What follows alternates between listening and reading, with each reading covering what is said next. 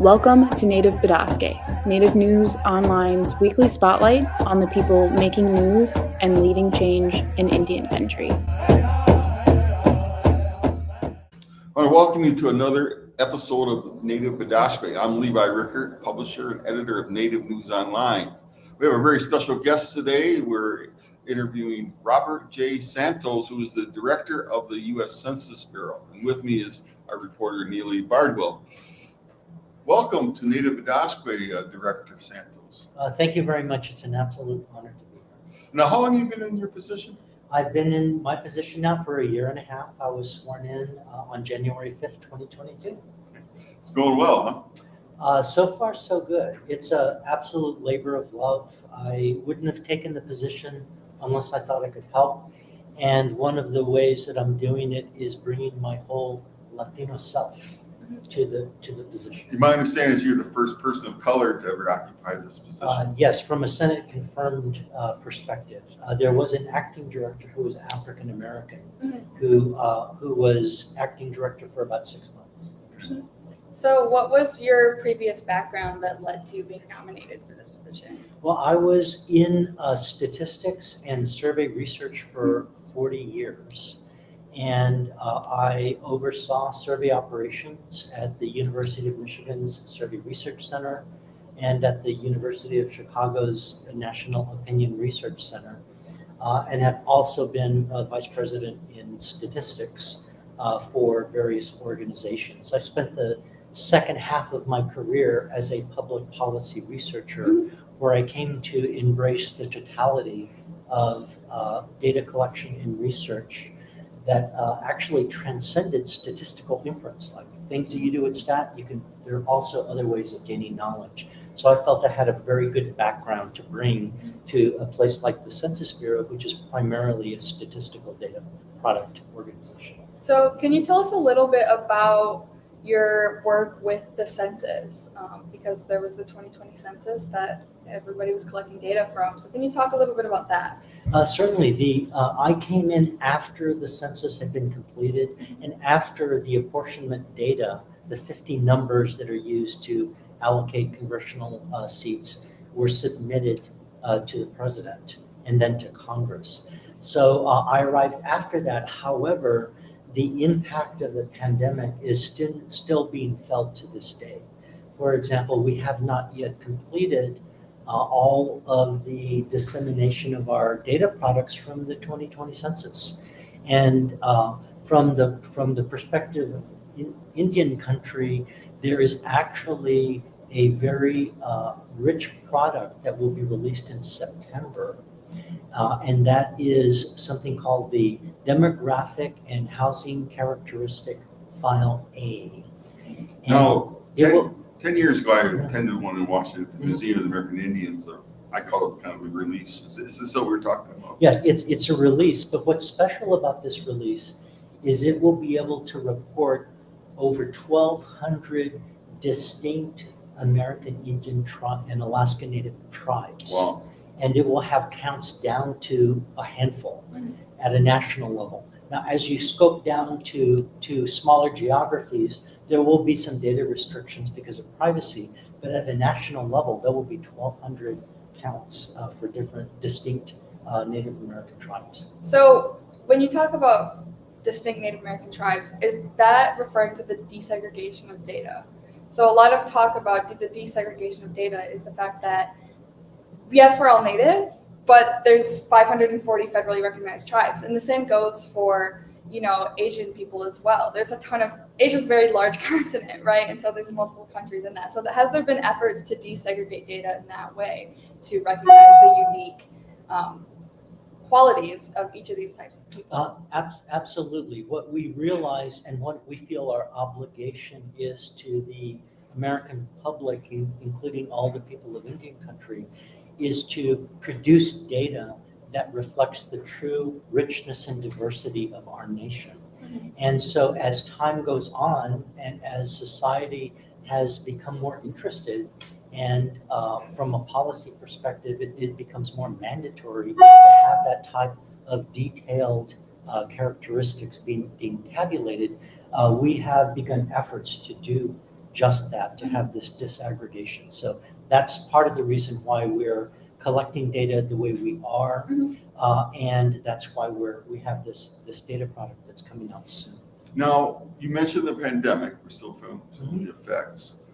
During the 2020 census, and I was tracking it, that it appeared Native Americans were really lagging behind. And then, of course, there was even court cases dealing with the enumeration process that the previous administration cut off early.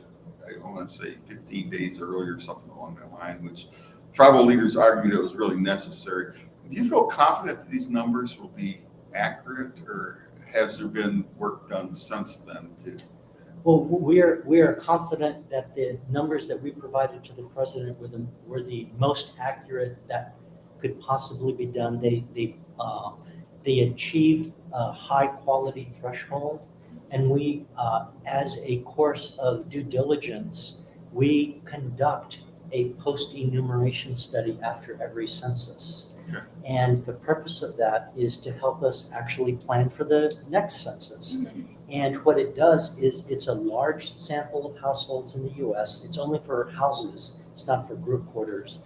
And we do a survey of those, ask them the same questions as the census, and then compare those responses to the returns that we have to find out who was missed, who was counted more than once, and who was counted who shouldn't have been counted, that type of thing.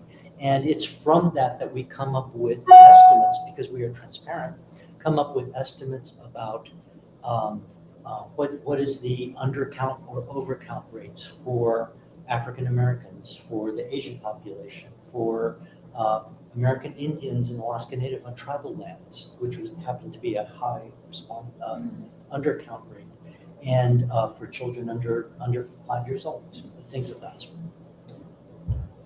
Director Santos, there's been historic mistrust among Native Americans, and they just don't want to tell the government a whole lot about anything, especially when it comes to census.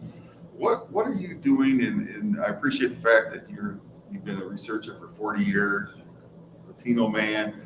What are you doing? Does that help you as a person of color to really understand the perplexities of Native Americans, why they mistrust the government? What are you doing to combat that? Yeah, thank you for that. It so happens that over a 40-year career, I've often been the sole Latino statistician and researcher in a room full of decision makers, the sole person of color. And I've had to voice my concerns over things that appear on the face of it highly rigorous in terms of statistical design, yet they actually could have done more damage than good had the project proceeded. I'm bringing that experience and that dedication to making sure that all people are counted to this role as the Census Bureau. And what I noticed immediately is that there could be a real benefit for outreach by the Census Bureau to external communities, to local communities, to stakeholders, but especially to the people of Indian country. Those are sovereign, people on tribal lands are sovereign nations. And we need to approach and work with tribes in that context, because the data are your data. And we want to show you the value of that data, which is why we make sure now that we bring with us representatives who are here today who can talk about the value of the data, who can show you what data sets are available, how easy it is to access certain data visualizations and such. So we're bringing that type of dedication to the table. We are making extra efforts to engage with tribes, to do tribal consultations, on a formal nation-to-nation basis, to do listening sessions, and to try to understand better what the needs are of the people from tribal lands and from all American Indians and Alaska Natives, regardless of where they live, because you deserve data to help your communities and your people. So have there been any, conclusions or observations that stand out to you from the census data that was taken as it pertains to demographics, like percentages of, like, has the population grown? Has some populations decreased? Stuff like that. Yeah, I unfortunately I am not in an analyst role, Mm-hmm. and I am more in an oversight role, Mhm. and so my efforts are much more focused on how to connect communities with the Census Bureau Yes. to demonstrate the value of the data, as opposed to what are the data telling us. Mhm. We do know that there is an increasing diversity in our population. We do know that in our population, including the people of Indian country, people want to tell their stories about, we're not, many folks are from one tribe, but there are also others that are from mixed tribes, and some that are multiracial, multiracial ethnic. And we are now capturing all of that richness in terms of our data. And we're actually looking forward to a revision of how we collect and how we report Mhm. race and ethnicity, which would include American Indian and Alaska Native tribes. Mhm. That decision will be made by the Office of Management and Budget, but the Census Bureau is a partner with all the other federal statistical agencies in supporting the Office of Management and Budget, offering recommendations so that they can make the decision on how to do that, which gets us to the disaggregation. We're confident that at the end of the day, there will be additional disaggregation that hasn't existed in the past. So, as you know, the census has roots in very genocidal tactics. That's like when it comes to Native people. It started, because they wanted to take note of Native people that live so we could better eradicate Natives. So, what specifically has the Census Bureau done to advance from that kind of very negative history to prove your commitment to the advancement of Native certainly, people? it's an absolute starting point to understand the history of American Indians and Alaska Natives in our country. And it's because of that starting point that we have doubled down and made efforts to make it very clear how much we value American Indian and Alaska Native data, and how we can work with you on a sovereign nation-to-nation Mhm. basis to give you your data. So it's not a matter of this is our data and we're going to let you have a little bit of it. It's much more of let's work together. Different tribes have their own sovereign nations. We will work with you as a partner to serve you better, because we see our role truly as a public servant, and that includes all the people of Indian country. And a lot of people don't realize this, but census, the gathering of data continues. It's not just this 10 years, which is due to the Constitution says it has to be done. One of the things that I'm really glad I get to talk to you, because it's been real frustrating as a journalist when information's, I'm talking historically, released by the census, Native Americans, American Indians, Alaska Natives are completely left off. And there's among ourselves, there's conversations that are taking place about the lack of data that's available. And I actually, years ago, had somebody from Census tell me it's because you guys are less than 2%. We really don't have to do it. And I guess I'd like to hear that there's a different approach. Now, and to me, as a journalist, why it's important, when we go to do articles about health, maybe housing, some of the social economic needs in our communities, the data is just not there. There is this, and some people even gone as far as call it data genocide. And can you tell us what you would do to help us make sure that when I'm looking through, get data, the Caucasians are listed, African Americans are listed, Hispanics, Latinos are listed, Asian, we are other. How can we get past other? We are getting past other. Part of our limitation is that we are still under the standards that were created in 1997 that basically required us to report out in a very specific way. But we are looking to revise all of that with this Office of Management and Budget revision that they are doing. So we fully expect that there will be much richer data. In the meantime, we have always collected sufficiently large data through our American Community Survey, which is this survey of 3.5 million households every year. And we actually collapse 5 years worth of data to get very precise down to a low geographic level and different types of race ethnicity categories, including American Indian and Alaska Native groups. We're able to report out data and have micro data that's available to do analysis. So some of the ability to do that granularity for American Indians and Alaska Natives already exists through the American Community Survey, which is a really rich treasure trove of information on our population, because it covers, just this whole variety of stuff like poverty and hunger and employment and income and where you live and whether you own or rent and things of that sort.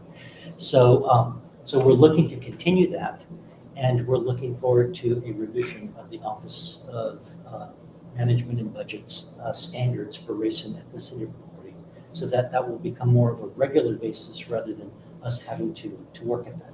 Well, that's encouraging, because as I said, it's just, there's a major gap in, I don't know if you notice it in your previous life, 40 years of experience in research, it's just, we are so often left off any data gathering, collection data, and so I'm happy to hear what you're saying.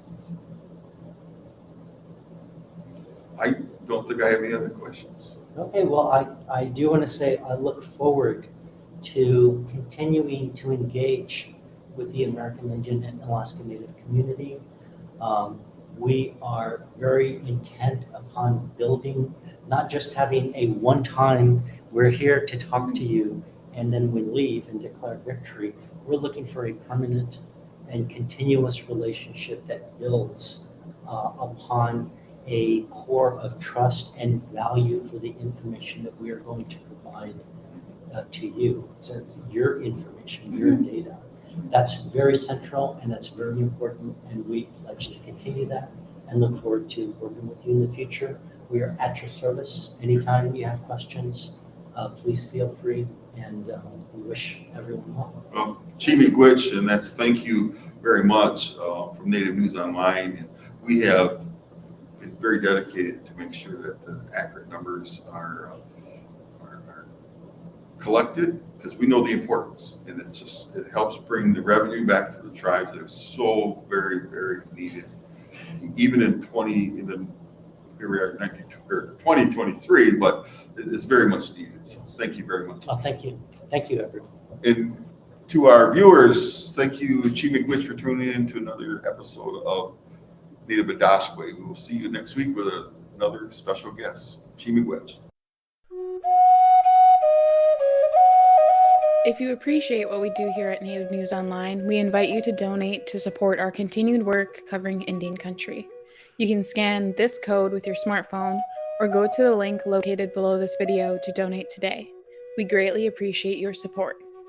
Please be sure to subscribe to our YouTube channel and follow us on Twitter, Facebook, and Instagram. And be sure to scan this code or go to the link below to subscribe to our newsletter. Thank you for joining us today, and please be sure to join us again next week for another episode of Native Bidaské. Chimigwich.